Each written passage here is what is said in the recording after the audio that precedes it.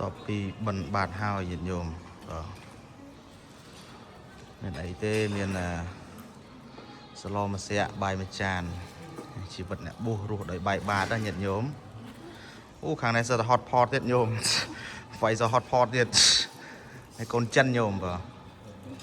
កូនចិនពីរអង្គនេះអីហ្នឹងនេះយូរម្ដងកុំហងៃពេកហ្នឹងហើយនេះមេនេនបួងហើយហៅឲ្យញាតិញោមពីរអង្គគួយក្បែរនេះមិនត្រូវ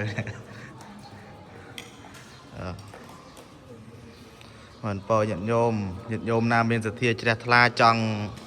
មកប្រគេនចង្ហាន់ដល់ព្រះសង្ឃមកពេលអីអាចតំណតំណងមកបានបើហ្នឹងហើយមិនសត់ណាស់ញាតិញោមចេញពីរៀនមកដើរបិណ្ឌបាតឲ្យបានចង្ហាន់ប៉ុណ្ណឹងញាតិញោមអើយបើញាតិញោមណាមានសទ្ធាជ្រះថ្លាមកធ្វើសាច់គោឡើងភ្នំឬក៏ស៊ុបអីប្រគេនលោកម្ដងមើលបើវត្តការខ្សាច់យើងហ្នឹងចឹងហ្នឹងញាតិញោមហ្នឹងហើយឆាន់ដោយធ្វើបន់ជ្រះថ្លាទាំងអស់គ្នាហាន់មានប៉ុណ្ណឹងសម្រាប់សមណៈសិស្សពុទ្ធកតំសាវត្តចំការខ្សាច់ស្ថិតនៅក្នុងភូមិមន្ត្រាសង្កាត់ស្ពានថ្មខណ្ឌដង្កោរាជធានីភ្នំពេញបើហ្នឹងហើយ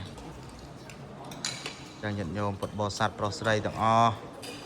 ណាមានសទ្ធាជ្រះថ្លាអីជើញធ្វើចង្ហាន់ប្រគេនលោកម្ដងបើ